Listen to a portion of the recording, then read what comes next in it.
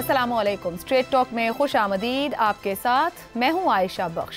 क्या 26वीं आईनी तरमीम जुडिशल एक्टिविज्म के रद्द-ए-अमल के तौर पर सामने आई? कोई शक नहीं कि 2009 में जजिस बहाली के बाद सुप्रीम कोर्ट की तरफ से ऐसे ऐसे फैसले आए जिन्हें अदालती से ज्यादा सियासी फैसले ही करार दिया जाता है। जून 2012 में सुप्रीम कोर्ट ने उस वक्त के मुंतखब वजीर आजम यूसुफ रजा गिलानी को इस बात पर नाअहल करार दिया कि उन्होंने अदालती ख्वाहिश पर सदर के खिलाफ खत नहीं लिखा। दुनिया की किसी भी वेस्टमिनिस्टर डेमोक्रेसी में यह अपनी नौइयत का एक मुनफरिद फैसला था।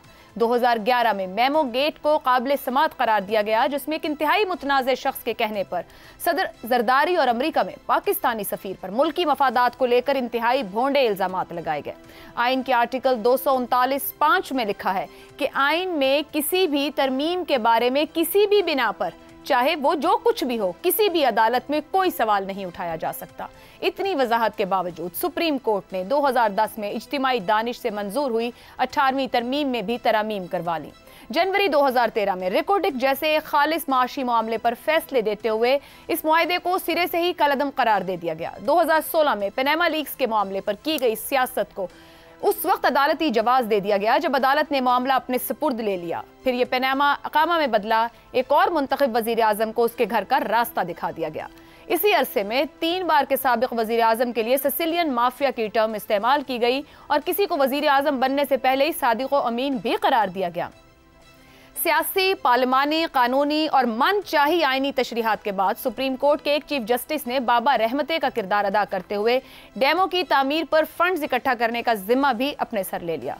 साबिक चीफ जस्टिस के दौर में पीटीआई को सियासी फायदा पहुंचाने के लिए आर्टिकल 63 को ही सिरे से रीराइट कर दिया गया।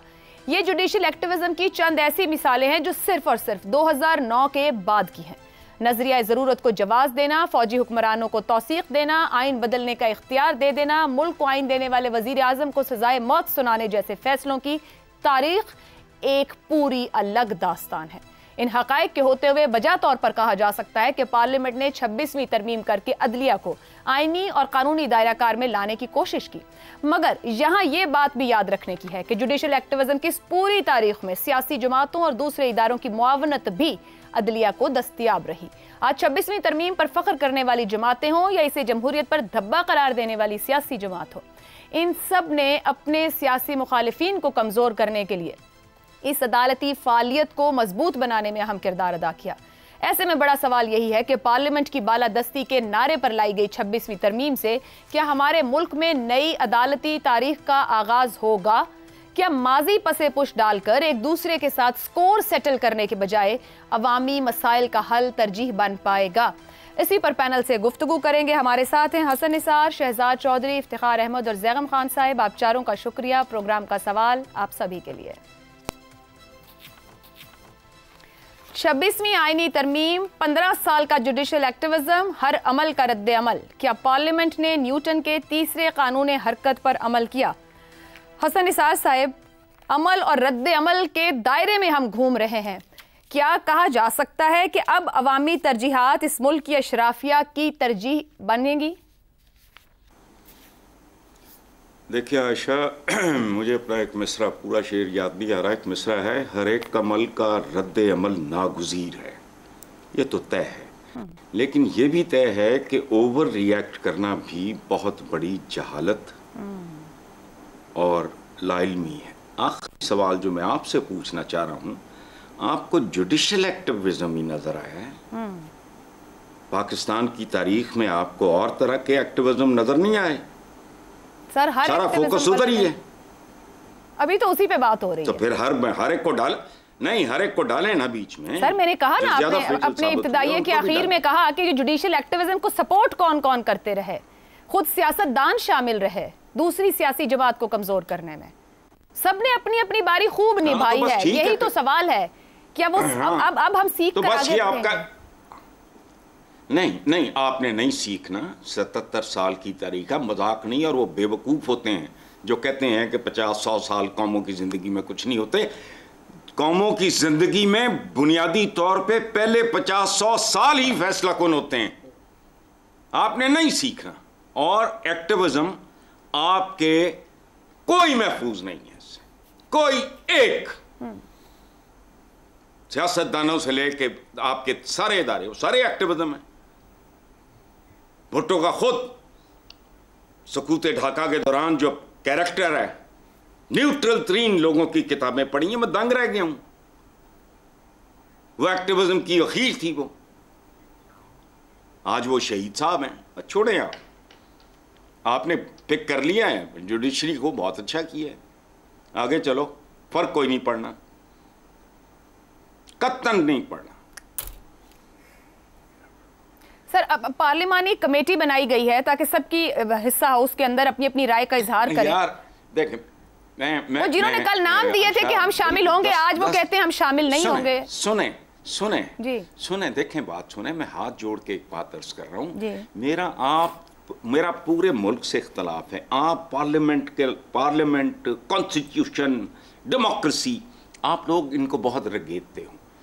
आपको ये लफ्ज अच्छे लगते हैं, इनमें से किसी चीज का हसन साहब रिगेटने की बात नहीं है, वो रिस्पेक्ट देनी चाहिए। मैं और आप यहाँ बैठे हैं तो इसी कॉन्स्टिट्यूशन और पार्लियामेंट के नीचे दी गई आजादी के तहत बैठे और बात कर रहे हैं। जहाँ वो गलत है हमें बिल्कुल तनकीद करनी चाहिए। ये बाज़-औक़ात, देखो बात सुनो, अगर मैं उस्ताद हूँ और इम्तिहानी मरकज भेजता हूँ तो मैं काबिल इज्जत नहीं हूँ। दुरुस्त, मैं बहुत बड़ा फ्रॉडिया हूँ। एग्रीड। तो this is what is happening. आप पढ़े लिखे बहुत, हमारे माशाल्लाह मेरे सारे दोस्त, जमहूरियत जमहूरियत जमहूरियत, तो क्या कहूं? कभी रियलाइज किया है कि जमहूर का रोल क्या है? अच्छा, आइन आइन आइन, क्या दिया आइन ने और क्या देगा आइंदा? आपको नजर आ रहा है कोई? वो यार जमहूर अवाम को कहते हैं, उनका तो बेड़ा गर्क कर दिया आपने। ना उनके बच्चों को तालीम दी, ना उनकी बच्चियों को प्रोटेक्शन दी, ना आपको लॉ एंड ऑर्डर। तो हसन साहब, ये तो रोज रियलाइज कराने की जरूरत है, रोज बताने की जरूरत है हुकूमत को। पार्लियामेंट में बैठे तमाम लोगों को रोज याद दिलाने की जरूरत है कि वो किस वजह से वहां बैठे और क्यों वहां बैठे हैं। हाँ, ये ठीक है, आप करते रहो, आपका काम है। बिल्कुल ठीक, हम भी आपकी मुआवनत कर रहे हैं। बहुत शुक्रिया आपका। जी इफ्तिखार साहब, जजेस की तकर्रुरी 19वीं तरमीम का तजर्बा नाकाम साबित हुआ। आज 15-16 साल बाद इस बात को तस्लीम करके 26वीं तरमीम की तरफ बढ़ गए। जी, हमने पार्लियामेंट को मजीद बाइख्तियार कर दिया है, एक अकाउंटेबिलिटी की बात हो रही है। क्या ज़मानत है कि 26वीं तरमीम का तजर्बा कामयाब ही साबित होगा? क्योंकि उससे पहले 19वीं से पहले सीनियरिटी के असूल जो है अपने जजेस लाने का मामला तब भी रहा। देखो, बात यह है कि तजर्बे की कामयाबी और नाकामी का फैसला तो तब होगा जब तजर्बे पर काम शुरू होगा। आज तजर्बे पर काम शुरू होना था, तो आगाज़ ही ऐसा हुआ कि जिन दोस्तों ने कल अपने नाम खुद खुशी से दिए थे, गन पॉइंट्स पर तो नहीं दिए थे ना, और आज उन्होंने कहा कि हम मीटिंग में जाएंगे नहीं। तो ये तरीक़ाकार जो है ये गैर असूली है। जिस तरीके से वो 9-10 दिन तमाम जितनी भी बहस मुबासा चलता रहा ड्राफ्ट के ऊपर, उसमें वो शामिल रहे, आईनी तरमीम में करवाते हैं उसके हर कमेटी में शामिल गए, अपने अपने ख्यालात का इजहार टीवी की स्क्रीनों पे किया। मौलाना फजल रहमान के जैसे जाके मुलाकात के वक्त उनके साथ किया, बिलावल के साथ मुलाकातों में किया। तो फिर एकदम कहा कि ये जो कुछ भी हम करते रहे, हमें इजाज़त लेनी है अपने लीडर से। जिसके लीडर के पास गए, लीडर ने इजाज़त नहीं दी, तो वो सब कुछ भूल गए कि 8-9 दिन वो क्या बात करते रहे, और उसको सब चीज़ों को कह दिया कि ये गैर आइनी हैं, ये हम दबाव के तहत कह रहे थे। जिन लोगों के बारे में दबाव के तहत कह रहे थे वो तो नज़र नहीं आए, हमें तो ये लोग मीटिंगें करते नज़र आए। इफ्तिखार साहब, आपकी गुफ्तगू से एक नुक्ता उठता है। एक पूरा महीना डायलॉग प्रोसेस के अंदर रहे, आईनी तरमीम के अंदर मामला देते रहे, बल्कि ये आईनी बेंच वाला मामला मौलाना साहब ने पीटीआई से लिया, आखिर में पीछे हट गए। अब गुज़िश्ता शाम इन्होंने कहा हम हिस्सा बनेंगे, 3 नाम दिए, हिस्सा बन गए, चंद घंटे में कहा कि अब हम नहीं बैठेंगे। यकसुई क्यों नहीं है? मसला किस जगह इनके? मसला वही है कि अगर खान नहीं तो पाकिस्तान नहीं। I am very sorry to say, I am very sorry, मैं माफ़ी भी चाह रहा हूँ। मैं उन लोगों में से हूँ जो माफ़ी मांगने की सलाहियत रखते हैं कि मुझे ये फिक्रा बार बार नहीं कहना चाहिए। सर, ये गैर संजीदगी है। ये सब पार्लियामेंट में बैठे हैं, एक जमात का चेयरमैन मौजूद है, ये तो उनको सोचना चाहिए ना। तो यही बात फिर हसन निसार साहब इसी बात पर तनकीद कर रहे हैं। वो हसन निसार कुछ और कह रहे हैं। हसन निसार ना आइन को मानता है, ना पार्लियामेंट को मानता है, ना कानून को मानता है। सर, मानते हैं, इसी मुल्क में रहते हैं, आइन कानून को मानते हैं, बस गुस्सा निकालते हैं। नहीं, वो गुस्सा नहीं निकालते, वो एक यूटोपियन सोच रखता है। वो एक ऐसा खूबसूरत अंदाज का आइन चाहता है, ऐसी खूबसूरत कौम चाहता है, ऐसे खूबसूरत लोग चाहता है, ऐसे खूबसूरत जमहूरियत चाहता है। तो उसका आप मुझे उसके साथ क्यों लड़वा रही हो? चले आप ये बताएंगे इनमें यकसुई क्यों नहीं है? की तरह बात यह है कि वो नहीं आए, अफसोसनाक बात है। अभी भी दूसरे दोस्त जो हैं कोशिश करेंगे सारे आरपी के। खेल ये है कि इस मुल्क में निज़ाम मौजूदा को नहीं चलने देना जब तक उडियाला से हमारे दोस्त को रिहा नहीं। सर उन्हें रखें एक तरफ, सवाल पे वापस आ जाए। सवाल ये था कि क्या पार्लिमानी कमेटी ने जिस बात का बोझ उठाया है क्या डिलीवर कर लेगी? यस, व्हाई नॉट भाई, उसका तरीक़ाकार का तयन किया गया, कागजों पे लग गया है, नोटिफिकेशन हो गया है, नॉमिनेट हो गए हैं। ये जो लोगों के नाम हैं ये खुद ब खुद तो नहीं आ गए, इन्होंने अपने नाम दिए, कुछ ने अपने नए नाम दिए, कुछ की पार्टियों ने नाम दिए हैं और एक कमेटी बनी है और इनके सामने 3 नाम पेश भी कर दिए गए हैं कि जिन 3 नामों में से इनको सिलेक्शन करनी है। और इसका अपना इनके सामने मंसूर अली शाह साहब, मुनीब अख्तर साहब और यहिया अफरीदी के नाम इनके सामने पेश कर दिए गए हैं। सेक्रेटरी कानून जो है राजा नईम अकबर, वो इन तीनों सीनियर जजेस के नामों के साथ और प्रोफाइल के साथ इजलास में मौजूद था। अब ये तो नहीं हो सकता कि ये चाहें तो मुल्क चले आगे, ये चाहें तो मुल्क आगे ना चले, ऐसा हो नहीं सकता, ये नामुमकिन है। हाँ, they have a right to oppose, मतलब ये 3 नामों में से जिसको चाहे वोट करें, जिसको चाहे वोट ना करें। और अगर आप इत्तेफाक नहीं करते अक्सरियती राय से, ये भी आपका हक है, लेकिन उसमें हिस्सा ये एक नया खेल हो रहा है विच इज़ वेरी सीरियस। आप मीटिंगों में जाते हैं, प्रेस कॉन्फ्रेंसों में जाते हैं, आके प्रेस से बात करते हैं, ख्यालात का इजहार करते हैं, इतनी लंबी तकरीरें करते हैं इस तमाम चीज़ों का फ़ायदा उठा के कि आप मेंबर हैं कौमी असम्बली के, तो आपको इजाज़त दी जाती है कि जो चाहें, जिसको चाहें, खेल हो रहा है, मुझे खेलने की बात, जो मर्जी कहें आप कह रहे हैं। ठीक है, क्यों कह रहे हैं? कि बिकॉज आप मेंबर हैं पार्लियामेंट के, आप अजीब किस्म के रखना चाहते हैं, अख्तियारात हैं अपने पास अपनी मर्जी के। ये पाकिस्तान है, ये आपकी पॉलिटिकल पार्टी अपनी नहीं है कि जिसमें आप जब चाहें जिसके बारे में फैसला करें, जिसके बारे में फैसला न करें। अच्छा, लेट मी एक आदमी को शाबाश मैं देना चाहता हूँ। गुज़श्ता रोज़ एक सियासी पार्टी के एक सेनेटर ने अपनी पार्टी के खिलाफ वोट दिया और आज उसने अपना इस्तीफ़ा पेश कर दिया। ये है जमहूरियत का वो ढंग, ये है जमहूरियत का वो रंग। उन्होंने कुछ दबाव का भी जिक्र किया कि हमें पता चला कि मैंने ये 3 साल बतौर सेनेटरशिप किस दबाव से गुजरे। अज़ैगम साहब, 19वीं तरमीम में जजों को जजेस की तकर्री में बाइख्तियार बनाया गया, मगर इसके बावजूद दबाव कबूल करके भी जजेस तैनात होते रहे। जो मैं भी इफ्तिखार साहब से पूछती बात, क्या पार्लिमानी कमेटी के अरकान के पास इतनी अखलाकी कुव्वत होगी कि वो किसी भी दबाव को बर्दाश्त किए बगैर मेरिट पर जजेस की तैनाती के फैसले ले पाएंगे? देखिए, यही सवाल है जो सबसे अहम है। जो पुराना बंदोबस्त है उसके तहत भी अच्छा निज़ाम चल सकता था अगर उस वक्त अदलिया अपनी जिम्मेदारी का एहसास करती, अगर वो ये देखती, ये सोचती कि पाकिस्तान में ट्राइकाटमी ऑफ पावर है, ताकत 3 हिस्सों के अंदर तकसीम है, और अगर उनके पास ज़्यादा ताकत आ गई है तो इसका मतलब ये नहीं है कि पाकिस्तान में एग्जेक्टिव मौजूद नहीं है, पार्लिमान मौजूद नहीं है। एग्जेक्टिव का अपना काम है, अपनी जिम्मेदारियां हैं, अपने अख्तियारात हैं, और जो उनका काम है वो अदालत नहीं कर सकती। अदालत प्राइवेटाइजेशन नहीं कर सकती, चीनी के रेट मुकर्रर नहीं कर सकती, बैनुल अक़वामी माहदों में खामखा खिलवाड़ नहीं कर सकती।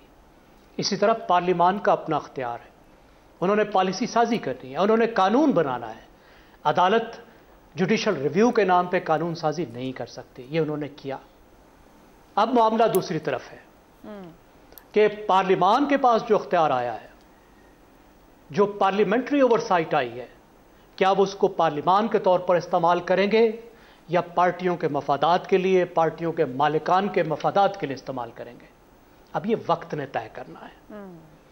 अब आपने सवाल पूछा था न्यूटन के कानून के हवाले से। देखिए, न्यूटन का जो कानून है वो बेजान चीज़ों के लिए है। जो इंसान है उनके पास एक्शन और रिएक्शन के दरमियान में कुछ और भी होता है, और वो होता है विल पावर और चॉइस। एक एक्शन हुआ, इंसान ने अपनी विल पावर, अपनी चॉइस से फैसला करना है कि इसका रिएक्शन वो कैसे देगा। हज़रत अली की वो कहानी, वो वाक़या हम सब ने सुना है कि जब वो एक कम्बैटेंट का जंग के दरमियान उसका खात्मा जब करने लगे थे और उसने आपके मुंह पर थूका तो आपने तलवार एक तरफ रख दी, उसे कत्ल नहीं किया। एक्शन कहीं रह गया, रिएक्शन कहीं रह गया। ये कैसा एक्शन और कैसा रिएक्शन है कि जो बंदा मरने लगा था तलवार के नीचे था, उसने मजीद ज्यादती की और आपने उसको छोड़ दिया, इसलिए कि उस एक्शन और रिएक्शन के दरमियान में हजरत अली रजी अल्लाह तआला अन्हु के अखलाकी असूल आ गए थे। तो इकबाल ने यही कहा है ना कि तकदीर के पाबंद नबादात और जमादात, मोमिन फ़कत अहकाम इलाही का है पाबंद। यह है विल पावर और चॉइस, लेकिन पॉलिसी के एक्शन होते हैं, पॉलिसी के कॉन्सिक्वेंसेस भी होते हैं। जुडिशरी की पॉलिसी के कॉन्सिक्वेंसेस ये एक तरह से आए और जुडिशरी को तवक्को करनी चाहिए थी कि जब वो पावर ग्रैब कर रही है, जो वो कर रही थी वो पावर ग्रैब था, कि जब वो पावर ग्रैब कर रही है तो जब दूसरी साइड को मौका मिलेगा तो वो भी पावर ग्रैब करेगी। और ये वो चीज़ है जो पाकिस्तान में हो रही है कि पावर ग्रैब का कंपटीशन चल रहा है। जो बुनियादी असूल है ट्राइकोटमी ऑफ पावर, जो बुनियादी असूल है चेक्स एंड बैलेंसेस, उसके ऊपर कोई भी हिस्सा नहीं चल रहा। और फिर जो कॉन्सिक्वेंसेस है ये सबको सोचना चाहिए एक मुख्तलिफ अंदाज में, और अपने उस्तादों को सुन लें, बाकियों को छोड़े, न्यूटन के असूल को छोड़े, वो तो बेजान चीज़ों के लिए है। इनके उस्ताद चाकिया ने लिखा है अर्थशास्त्र में कि जब हुक्मरान फैसले करें तो उसके रिएक्शन के लिए तैयार रहें। ऑब्वियसली मैकियावेली ने लिखा है कि जब हुक्मरान एक्शन ले तो वो ज़रा सोचें कि रियाया और मुखालिफिन के रिएक्शन क्या होंगे। लेकिन ये जिस चीज़ पर अमल कर रहे हैं वो मैकियावेली का एक दूसरा असूल है कि जब मौका मिले तो अपनी ताकत को बढ़ाओ, ताकत को मजीद खींचो, अपनी ताकत में इजाफा करो। ये है जो पाकिस्तान के हुक्मरान अशराफिया के मुख्तलिफ सेक्शंस कर रहे हैं। दुरुस्त हो गया। जब अपॉर्चुनिटी आती है तो अपनी ताकत को वो बढ़ाते हैं। ठीक हो गया। तो अदलिया को भी अपने घोड़े को लगाम देनी चाहिए थी। इस वक्त जिनके पास ताकत आ गई उनको भी घोड़े पे लगाम देनी चाहिए। ठीक हो गया। जो बुनियादी चीज होनी चाहिए वो पब्लिक इंटरेस्ट। ठीक हो गया। वो काम करें जो जमहूरी असूलों के मुताबिक है, जमहूरी असूलों के साथ चले। और पब्लिक इंटरेस्ट नहीं, मैं शहजाद साहब की तरफ जाऊंगी। सवाल बाद में कीजिएगा, टाइम होगा तो सवाल करेंगे। इफ्तिखार चाहता हूं कि कमेटी में जाके कमेटी में ना जाना, आप इसको मैकियावेली के कौन से कानून के मुताबिक समझते हैं? इररिस्पॉन्सिबिलिटी में डालें फिलहाल इसको, उनकी चॉइस है। जी, मेरे ख्याल में कमेटी में जाना चाहिए था। ठीक हो गया। Thank you. शहजाद साहब, जो अब जहाँ पे ज़ैगम साहब ने बात कंक्लूड किया है, जिस भी असूल के तहत मौका मिले तो ताकत बढ़ाओ, अगर सब इसी काम में लगे हुए हैं मगर पावर तो रिस्पॉन्सिबिलिटी के साथ आती है, आपके ख्याल में ये ताकत बढ़ाओ का मुकाबला जारी रहेगा या उस जिम्मेदारी का एहसास करते हुए माजी एक तरफ रखकर इस तमाम मामले को मजीद स्कोर सेटल करने की बजाय कुछ मेरी आपकी तरफ, अवाम की तरफ, जिम्मेदारियों की तरफ सोचा देखा जाएगा? मुझे तो आपका अमल और रद्द अमल वाला जो पैरा है ना वो ज्यादा बेहतर लगता है वही आपके इस सवाल के मुकाबले में। चलिए तो मुझे उसी पे जरा रहने दें। जी बिल्कुल, उसी तरह रहने दें, अमल रद्द अमल के ऊपर। देखिए जब बेनज़ीर भुट्टो जब आई ना, बेनज़ीर भुट्टो सेकंड टाइम 93 में, तो वो अपने साथ सजाद अली शाह को ले आई चीफ जस्टिस के तौर पे। बिल्कुल। अच्छा, अब मुझे बताइए ये किस अमल का रद्द अमल था, या ये खुद एक अमल था? ये इसलिए एक अमल था कि 97 में इसके ऊपर रद्द अमल आया और नवाज शरीफ साहब और पाकिस्तान मुस्लिम लीग के लोगों ने उसी सुप्रीम कोर्ट में सजाद अली शाह के हमला कर दिया। ठीक है, तो ये उसके बाद फिर अगला रद्द अमल क्या था? इसके बाद इस फैसले के पता लग गया कि चीफ जस्टिस जो अपना लेके आता है वही अपनी जगह को कायम रख सकता है किसी हद तक, जब तक वो चाहता है, वरना वो जाहिर है कि तीनों चारों को बिठा के उस वक्त तो कह देते थे कि चाहे तुम भी जाओ, तुम भी जाओ, तुम भी जाओ और दोबारा इलेक्शन करवाओ। फिर क्या हुआ? फिर आ गई आपकी, जिसका आपने जिक्र किया 2009 का, या उससे ज़रा पहले 2007 पे चले जाए, किसने उस वकला की तहरीक को लीड किया इसलिए कि ये मेरा चीफ जस्टिस होगा? कौन अपना चीफ जस्टिस लेके आया लाहौर से और उसने आके इंस्टॉल किया उसको 2009 के अंदर? आज आप वहाँ से अमल और रद्द अमल की बात करते हो। बिल्कुल। तो रद्द अमल फिर वहाँ से एक और रद्द अमल आता है चीफ जस्टिस का, जब इन चीफ जस्टिस ने देखा कि ताकत तो मेरे हाथ में है, एक 18वीं तरमीम को देने के लिए मैंने अपनी 19वीं तरमीम भी बना लेता हूँ, तो फिर आप बादशाह गर नहीं रहते, फिर आप बादशाह बन जाते हैं। तो बादशाह बन गए। एक और मसला कर लेते हैं, हर चीफ जस्टिस एक चीफ जस्टिस बना के जाता है, अगला चीफ जस्टिस बना के जाता है। मैं नाम इसलिए नहीं लूँगा क्योंकि अभी 1-2 दिन रह गए हैं बिफोर समवन रिटायर्स, लेकिन कमाल है कि बगैर जजी किए हुए एक इंसान एक हाई कोर्ट का चीफ जस्टिस बन जाता है। और कौन बनाता है? 2009 वाला चीफ जस्टिस जो आया था। तो इस तरीके से ये एक वो नर्सरी के अंदर से चीफ जस्टिस उगना शुरू हो जाते हैं। लाहौर की बात कर लेते हैं, ये कहाँ से आए? ये कौन तैयार करते हैं लाहौर के चीफ जस्टिस को, जिनका आजकल बहुत तस्करा है हमारे सोशल मीडिया पे और हमारे अंदर? ये कौन तैयार करता है इनको? ये किसके वकील थे? ये किन के वकील होते हुए कौन इनको, किसने उनको बनाया, जजों के अंदर लेके आया, किसने अपॉइंट किया जुडिशरी के अंदर? तो कहने का मतलब ये है कि ये सारे का सारा मामला, ये जहाँ पे लिंकेजेस है ना, जहाँ पर खुरा जाता है वहाँ पे जाना चाहिए। अब आप पूछिए अमल और रद्द अमल, ये आज अमल हुआ ना 26वीं तरमीम का, और एक चीफ जस्टिस का ये एक परसेप्शन है कि चीफ जस्टिस अपनी मर्जी का या अपनी मंशा का या लिमिटेड पावर्स का या किसी और आईनी बेंच के ऊपर कुछ और बैठा के ये मामला ऐसे किया जाएगा, यानी अपने हक में मामलात को किया जाएगा। तो याद रखिए कि अगला चीफ जस्टिस जो अगली पार्टी आएगी वो भी अपना ही चीफ जस्टिस लेके आएगी। तो अब वो मामला जो अल जिहाद ट्रस्ट के अंदर एक तरह से सेट किया गया था कि तमाशा जो लगा हुआ है कि हर सियासी पार्टी अपना चीफ जस्टिस खुद लेके आती है बचने के लिए, अपने मामलात को छुपाने के लिए, अपने मुकदमात जो करप्शन के होते हैं उनसे बचने के लिए, अपने बाकी मामलात मतलब है ये अमल का रद्द अमल, there will be no end. हम ये सर्कस देखते रहेंगे, देयर इज नो एंड, जो आएगा उसको पावर चाहिए। इसीलिए अल जिहाद ट्रस्ट के ऊपर यह फैसला किया गया कि ऐसा नहीं होगा। और हम सीनियर तरीन आदमी को, अब आप क्या करते हैं जब आप चीफ्स लगाते हैं सर्विसेज के, आप कहते हो ना कि ये क्या तरीका है कि 3-4 में से आप अपनी मर्जी का बंदा ढूंढते हो? भाई क्यों ढूंढते हो? एक दूसरी बात, एक से आपने हल किया कि इसका हल क्या है। अमेरिका की मिसाल ले लेते हैं, वहां भी सुप्रीम कोर्ट में 9 जज हैं हमेशा से, कितने सालों हो गए, 1.5 साल 150 साल, इतना अरसा गुजर गया उसके अंदर। क्या वजह है कि वो जो 9 जज हैं उनके अंदर इस किस्म का इख्तलाफ नहीं आता, हालांकि वो पार्टियां खुद अपनी, यानी रिपब्लिकन होगा या डेमोक्रेट प्रोग्रेसिव होगा या वो और सोच का, कंजर्वेटिव सोच का होगा, ये क्लियर होता है कि ये रिपब्लिकन ने अपॉइंट किया तो कंजर्वेटिव है, ये फलाना है। उसका क्या वजह? सियासी मामलात उसके पास नहीं जाते, सियासी मामलात पार्लियामेंट के अंदर हल होते हैं, जहां पर हमें आदत पड़ गई है, आदत पड़ गई है कि अपने चीफ जस्टिस के आगे सियासी मामलात को लेकर जाने की। इसको बंद करना पड़ेगा, इनको सीखना पड़ेगा कि यहाँ बैठ के पार्लियामेंट के अंदर मामलात को हल करें, सियासत से हल करें, वरना चीफ जस्टिस या जजों का जो डोमिनेंस है वो हमेशा कायम और दायम रहेगी। बिल्कुल दुरुस्त। मैं आपसे ये सवाल कर लूँ, आपने कितना अच्छा अमेरिका का हवाला दिया, तो ये फिर पार्लियामेंट के अंदर पार्लियामेंट वालों को फैसले करने देना, और पार्लियामेंट के अंदर एक फैसला हुआ है उसका एहतराम करें, लेकिन पार्लियामेंट के मामलात में करें, तो ये उसका मामला है, बाकी जगहों पे जाके ना ये उसका ही मामला है, उनका जो तरीका कार की है।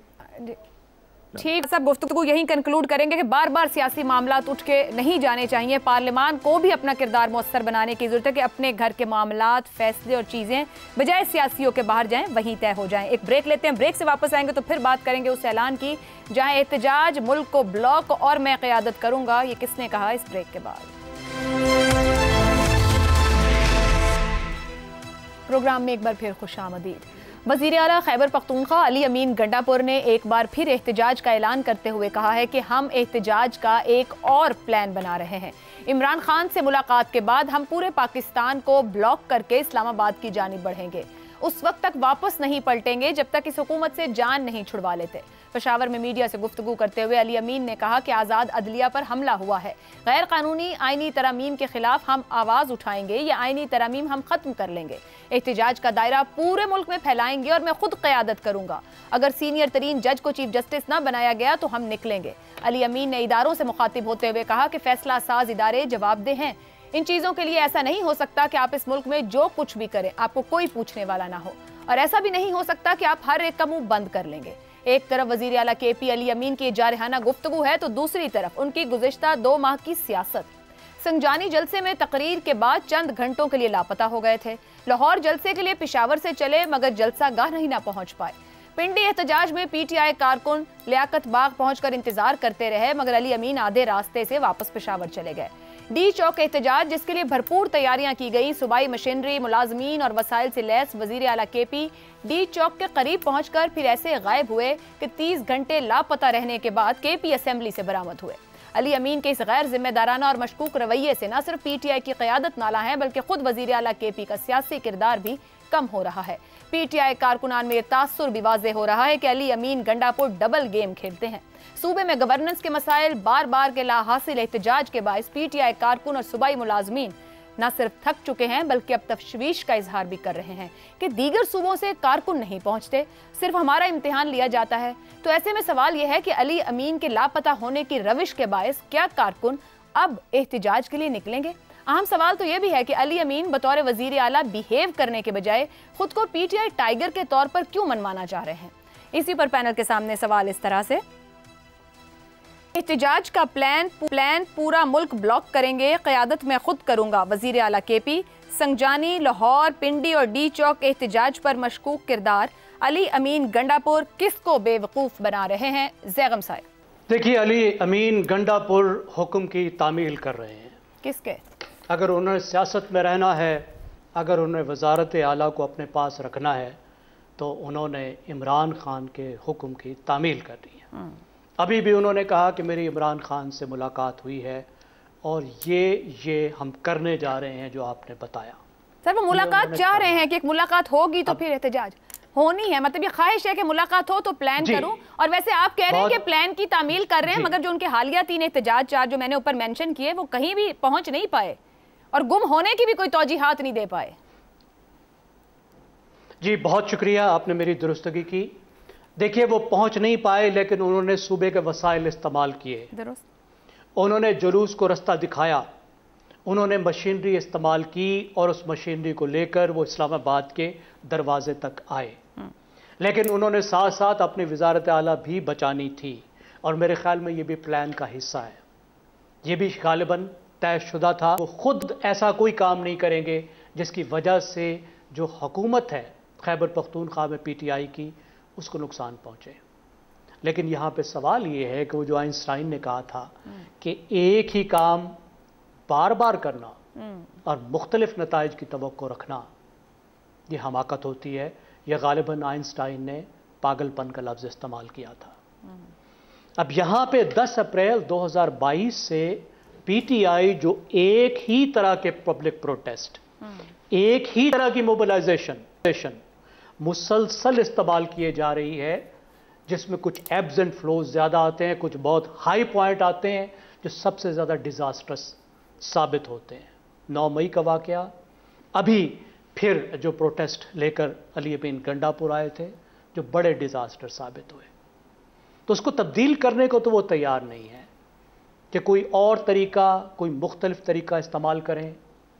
पीटीआई का हक है कि वो मुजाहरे करे, पुरअमन मुजाहरे करे, यह हक उसको मिलना भी चाहिए। लेकिन पीटीआई जिस तरीके से अपनी पावर को स्पेंड कर रही है, उसके नतीजे में यह हुआ है कि पीटीआई के अपने लीडरों की बस हो गई है। तो उन्होंने 2 चेहरे अपना लिए हैं, वो ना भी नहीं कर सकते लेकिन हाँ भी नहीं करते। ठीक हो गया। वो कहते भी हैं कि नहीं, हम बिल्कुल साथ हैं, जान दे देंगे, लड़ जाएंगे, मर जाएंगे, लेकिन वो पतली गली से निकल भी जाते हैं। और इसी बात के नतीजे में उनके दरमियान में आपस के तसादुम भी आ रहे हैं और वर्कर्स जिनको वो मुसलसल जोश दिलाते हैं, नाराजगी दिलाते हैं, हाई पॉइंट पर लेकर जाते हैं, वो भी उनसे मुसलसल नाराज हो रहे हैं। शहजाद साहब, खराब गवर्नेंस, लॉ एंड ऑर्डर की खराब सूरत हाल, बतौर वजीर आला ही बिहेव कर रहे हैं गंडापुर साहब या पीटीआई टाइगर के तौर पर? क्योंकि हालिया एहतजाज के बाद सूबाई मशीनरी मुलाजमीन जो ऊपर ज़ैगम साहब वफाकी हुकूमत की पकड़ में आ चुके, खुद उनके लोगों के अंदर बड़ी रेस्टलेस है इस वक्त, बेचैन है वो लोग। आयशा, एक आपने लफ्ज़ इस्तेमाल किया बेवकूफ़ी का। मेरा ख्याल है कि जो बेवकूफ़ी है ना, ये नतीजा हुआ करता है उन हादसात का जिसमें से आप गुजरे होते हैं। तो एक तो ये चीज़ है, मेरा ख्याल है कि जो इस हादसे से पीटीआई गुजरी है उससे वो संभल नहीं पाई। और वो हादसा क्या है कि जहाँ पर एक सेंट्रल दिमाग होना चाहिए कि इसका मकसद बयान करने का कि ये पार्टी किस मकसद के लिए है और उस मकसद को हासिल करने के लिए इसने क्या करना है, जब तक ये मामला तय नहीं होगा और कोई ऐसी सेंट्रल फिगर ना हो जो कि इमरान खान की गैर मौजूदगी के अंदर इस मामले को लेकर आगे चल सके, ये पार्टी ऐसे ही आपको गलतियां करती नजर आएगी, जिसका कि कॉन्सिक्वेंस, नतीजा हम बेवकूफ़ियों की शक्ल में देखेंगे। देखिए, इस पार्टी के मेरी नज़र के अंदर जो मैं समझ पाया हूँ 3 हिस्से हैं इसकी सियासत के। एक हिस्सा है सूबे की जिम्मेदारी। खैबर पख्तूनख्वा एक बहुत मुश्किल सूबा है और वहाँ पे गवर्नेंस की बेइंतहा ज़रूरत है। वहाँ पे वज़ीर आला है, वज़ीर आला का काम उस सूबे को चलाना है, ताकि ये ना किसी को तासर मिले और ये मौका ना मिले कि उस सूबे को पाकिस्तान का या किसी और सूबे का दुश्मन बना के पेश किया जाए, जो कि हमारे यहाँ आम तौर पे ये काम किया जाता है कि उसने हमला कर दिया, फलाने ने यूं कर दिया। अल्फाज को चुनाव करते हुए हम ख्याल नहीं करते, ये क्योंकि वो मौका देता है इस किस्म की गुफ्तगू ये करने का, बात करने का। इसलिए एक तो ये है कि बहुत सोच समझ के उसको इस काम में पढ़ना ही नहीं चाहिए जहाँ पर एहतजाज का मामला है, उसको वो काम करना है जो कि सूबे की जिम्मेदारी और गवर्नेंस का मामला है। दूसरी सियासत का हिस्सा आता है। सियासत है एक वो सियासत जो कि पार्लियामेंट की सियासत है, पार्लियामेंट्री सियासत। उसकी एक पार्टी है जो कि पार्लियामेंट में बैठी है, कमेटियां हैं, पार्लियामेंट है, उसके अंदर उसका एक रोल है, उनको वो सियासत भी फाल तरीके से अदा करती नजर आनी चाहिए। और फिर तीसरा हिस्सा है एहतजाज का। तो वो लीडर जो कि ना पार्लियामेंट में ना सूबे के अंदर हैं, वो मिलके अगर एहतजाज करना चाहते हैं तो वो करें, अगर अपना सियासी हक इस्तेमाल करना चाहते हैं। शायद उसका मकसद कुछ और होगा, क्या उससे वो हासिल कर पाते हैं या नहीं कर पाते, ये एक मुसलसल स्ट्रगल है, उनको करते रहना चाहिए। लेकिन सूबे को कभी भी इन्वॉल्व, उसकी गवर्नेंस को करके सेक्रीफाइस करके इस चीज में इन्वॉल्व सूबे को कभी भी नहीं आना चाहिए। अली अमीन गंडापुर की ये जिम्मेदारी बनती ही नहीं। दुरुस्त हो गया। सूबे के वसाइल का जाती मामलात या जमाती मामलात के लिए इस्तेमाल नहीं होना चाहिए। ब्रेक लेते हैं, वापस आएंगे तो हसन निसार और इफ्तिखार साहब से राय जानेंगे कि वो क्या कहते हैं। हसन निसार साहब, वज़ीर आला केपी फिर कहते हैं एहतजाज करूंगा, मुल्क ब्लॉक करूंगा, ये बंद करूंगा, क़यादत करूंगा। अब पिछले 3-4 एहतजाज में जो किरदार रहा है, खुद उनकी जमात के लोग और कायदीन उस पर उनका अता पता पूछते, किसको बेवकूफ़ बना रहे हैं वो? देखें आयशा, वो घिसी पिटी बात है, हम सब ने सुन रखी है कि आप ज़्यादा से ज़्यादा कुछ लोगों को कुछ देर के लिए बेवकूफ़ बना सकते हैं, लेकिन बहुत से लोगों को बहुत लंबे अरसे के लिए बेवकूफ़ नहीं बना सकते। इंसान के बस में नहीं है ये। भुट्टो से ज़्यादा बेवकूफ़ बनाने वाला बंदा पाकिस्तान की तारीख में नहीं है। मैं पढ़ के दंग रह गया। गुजरावाला के बाद ही वो surrounded by lot of people, socialism आवी आवे, हंस के पीछे मुड़ के हनीफ रामे साहब मरूम को उन्होंने लिखा है कहीं, उन्होंने कहा they mean it, we don't. अच्छा फिर क्या हुआ, नतीजा क्या है?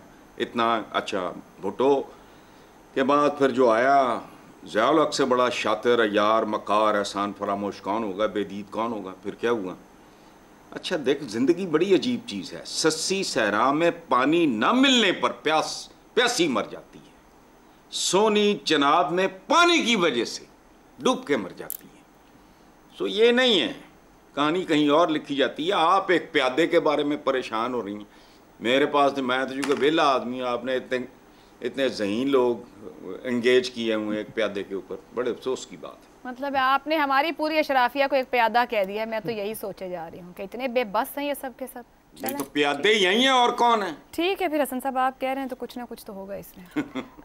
इफ्तिखार साहब, ये चेयरमैन पीटीआई हैं, सेक्रेटरी जनरल हैं पीटीआई के, अपोजिशन लीडर भी एक वहाँ बैठे हैं असेंबली में, सेक्रेटरी इत्तलात हैं, ये बड़े बड़े नाम हैं, सब मौजूद हैं। एहतजाज की कॉल, मुल्क बंद करना है, इस्लामाबाद बंद करना है, डी चौक बंद करना है, वज़ीर आला केपी क्यों ये कॉल देते हैं?